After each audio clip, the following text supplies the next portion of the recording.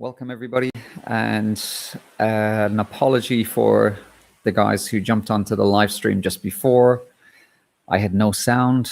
Hopefully, I do have sound this time. Okay, I have to collect my thoughts again. So I had a good question from somebody on one of my previous videos, and it was, who are you, and why would we trust what you're saying, essentially? And that opens up quite a big discussion, and I think it's a very, very relevant one. And I've got a lot of comments I could kind of make on it. And one of the purposes of putting these kind of chats together is I understand how difficult it is for normal people, lay people, to disseminate and to discriminate against or with any of the information that we're getting. And we have all these experts clamoring on television, telling us, what's right, what's wrong.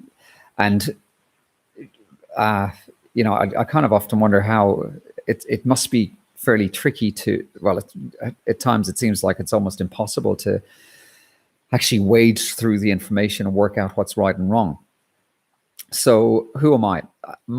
And again, just because I've got this, I guess, reluctance to align myself with the experts now because of so much misinformation we're getting. My background is in nursing. I got to the level of what's called a clinical nurse consultant, which is a fairly high level in nursing. You have to, I guess, be responsible for policies and procedures and putting different things in place. You train other nurses, you actually train doctors. So I come from a fairly solid background of being, I guess, able to give my opinion on stuff and to be able to do a lot of research. And I wouldn't consider myself an expert in any of the fields that I talk about, but I do consider myself in a position to be able to talk about some of the things I talk about and to be able to discriminate and to be able to challenge and to question information I get. One of the things I reflect on a little bit is being involved in new medications or new pieces of equipment being bought into hospitals. And we're sitting in front of these sales representatives and myself, doctors, other nurses, and we get shown the compelling evidence about how great these new products are, especially things like medications and things like antidepressants. And when you get I guess confronted with this evidence, which sounds incredible, and it's kind of pitched in a fairly fancy way. There's all these different body components and these complex molecules and this linked to that and these studies.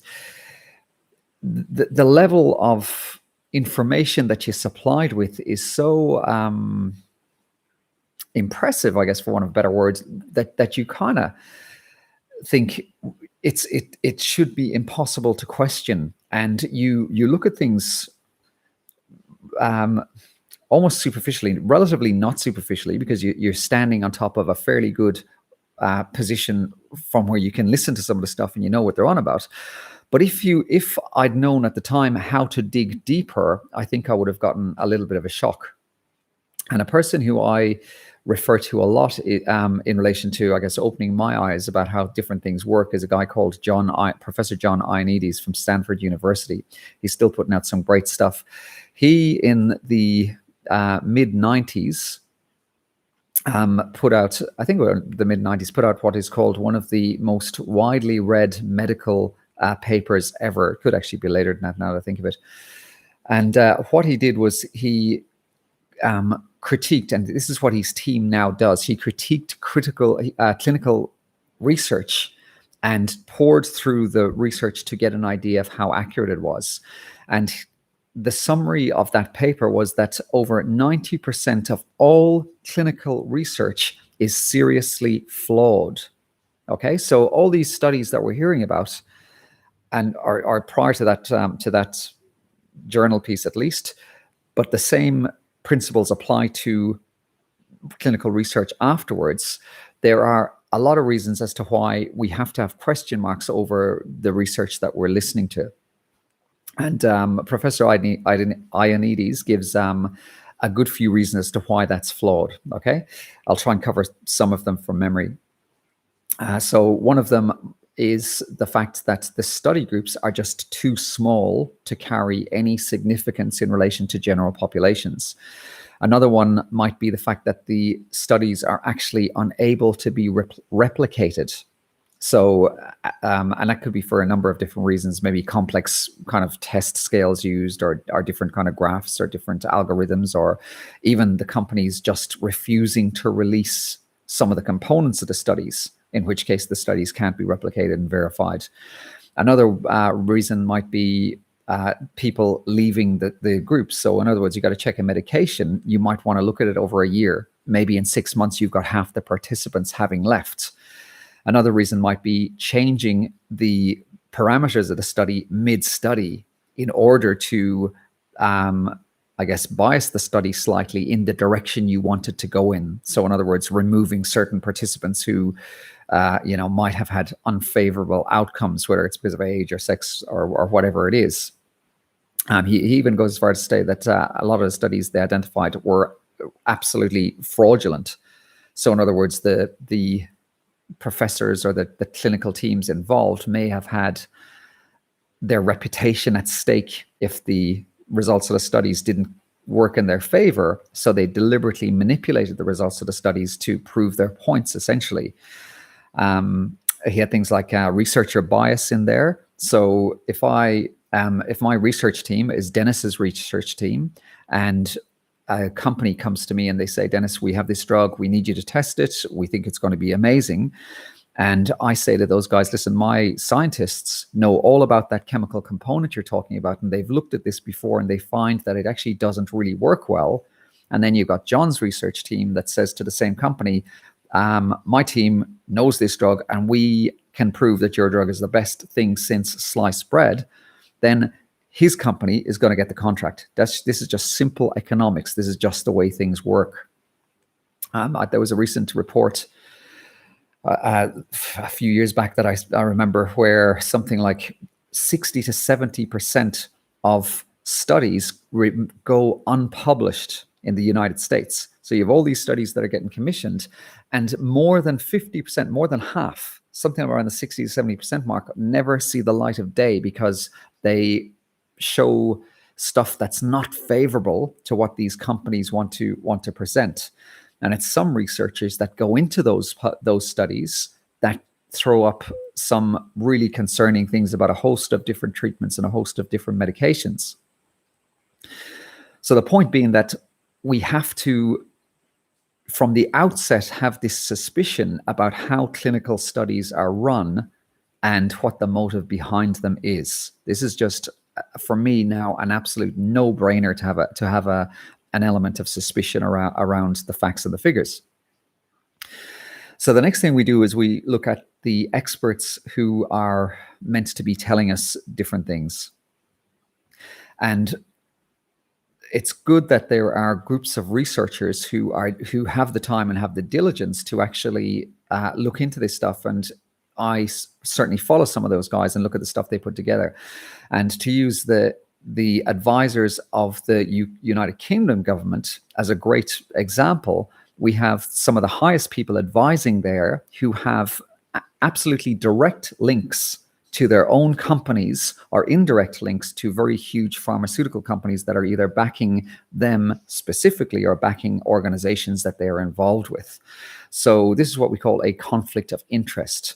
And people have thrown up, and I've even posted about this in Twitter, people have thrown up these obvious conflicts of interest that these so-called experts have. And these are the guys that we're hearing day in, day out on the television telling us all these facts in relation to things like pandemics.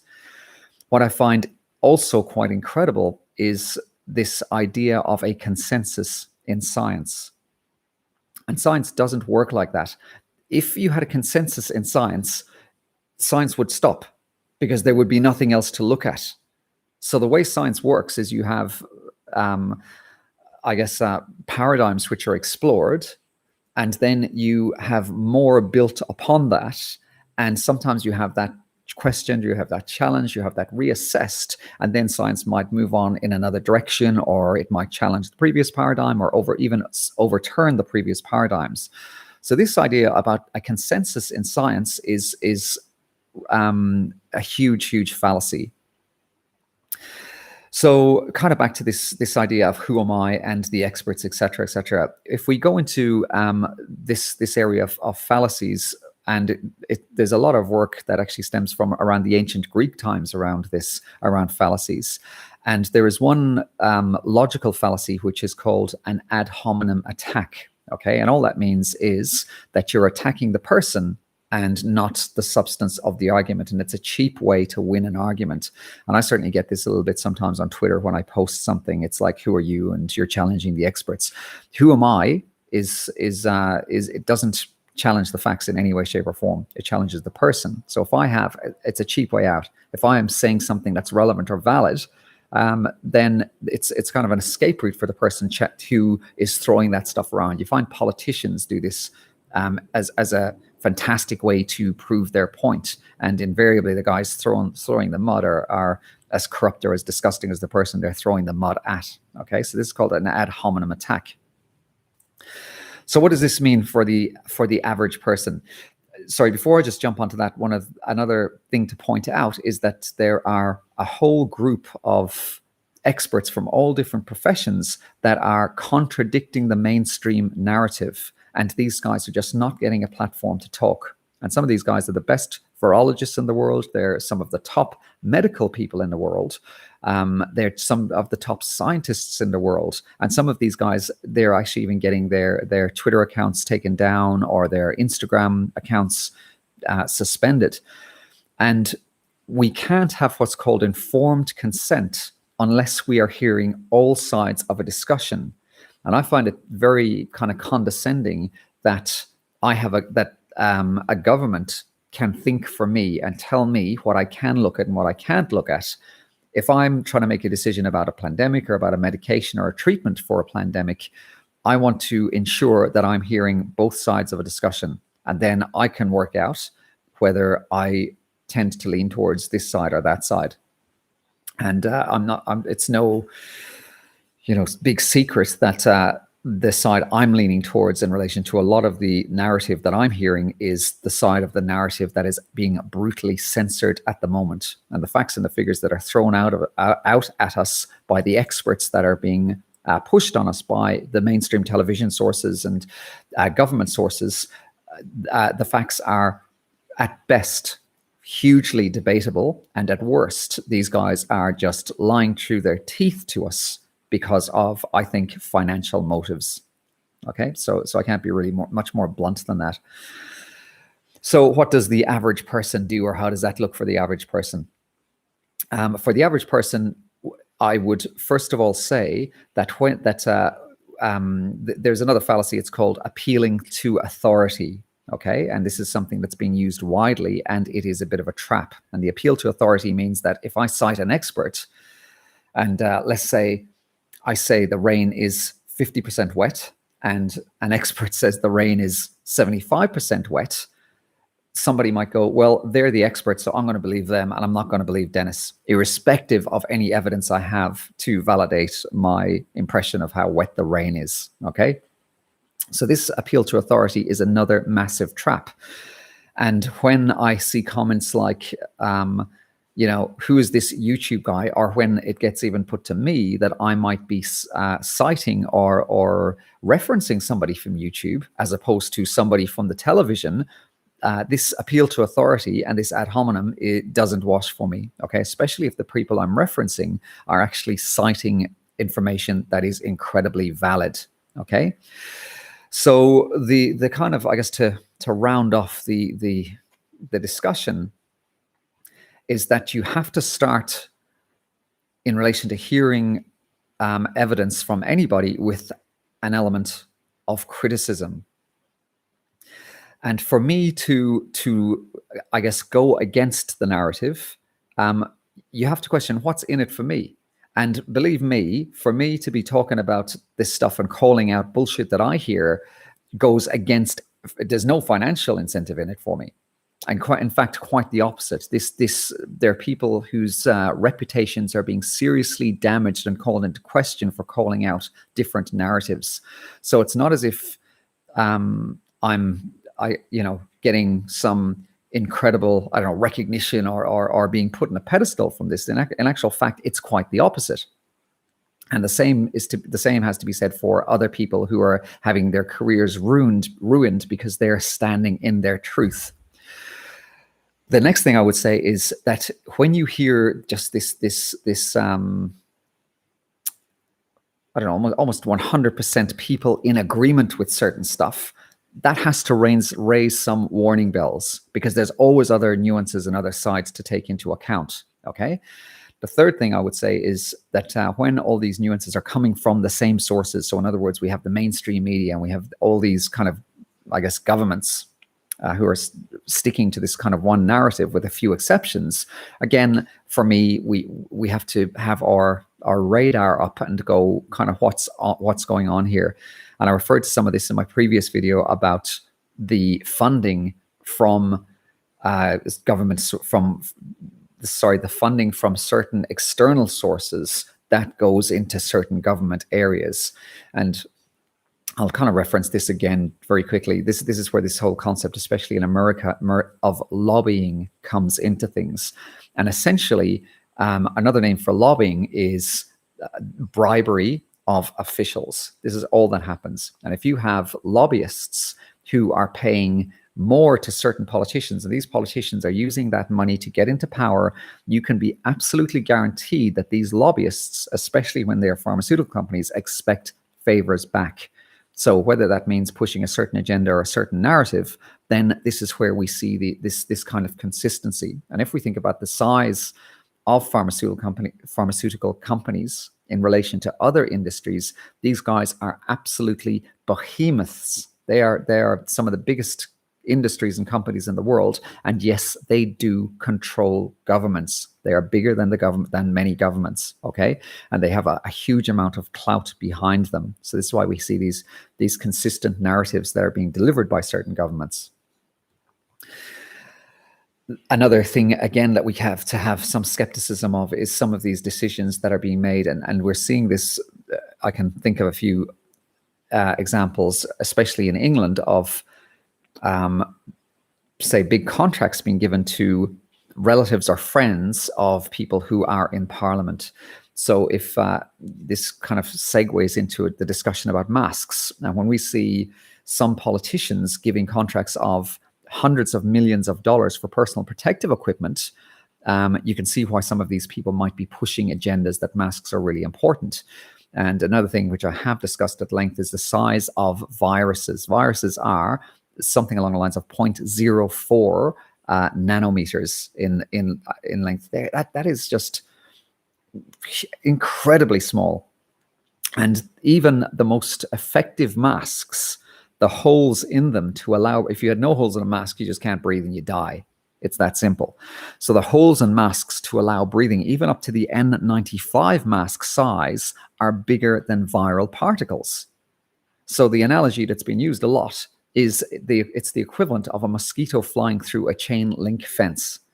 And we have 40 odd years of research that not only shows that masks are not effective in stopping viruses, but they actually show that masks can collect viruses and actually can promote the spread. There's one particular study in a hospital that showed this, and it was quite a competent study. So, when we have these, I guess, there are different forms of cronyism and nepotism, which are lining the pockets of these big industries. And it's an I'll scratch your back, you scratch my back. When we see these kind of things happening again, we have to have our radar up and we have to be throwing out consistent questions. And then people might argue about the mask things. Well, we see airflow studies to show that masks stop droplets. Yes, masks stop droplets. But there is actually no study after that to show that stopping of droplets conclusively shows that viral spreads slow down. There's no studies on this. So this is where I guess I feel that it's important for me to start to talk about these things to help open the door and open the gate for people who don't have as good a knowledge about this stuff. And then I would like to think that people do their own due diligence and question what I say, but also question what these so-called experts are saying. And I certainly, I think, leave enough comments and statements in the videos I produce to give ample opportunity for people to investigate the stuff I'm talking about. And again, I think that sentiment that I have, even question what I say, is really valid. And another kind of point that comes up quite a lot is these experts in television, the World Health Organization, CDC, all these kind of organizations have a very firm narrative to say, don't listen to alternatives in the narrative. And what I find is that the people who do have an alternative narrative are saying, here is what I'm saying. It's open for scrutiny. Prove that I'm wrong. They're not saying, only look at this, don't challenge me. They're actually saying, please challenge me. And for some reason, these guys are not getting an equal platform in some of these, panels about pandemics and masks and policies and lockdowns and whatnot. These panels are just loaded with just one side of the narrative, and they're not in any way populated with people who are from some of the highest professions to give a counter narrative. And for some of the people that can supply a counter narrative, we have these brutal ad hominem attacks. So they're called out for certain beliefs or things that they did in their past as an example as to why they shouldn't be listened to. And this is another very cynical ploy to shut people up.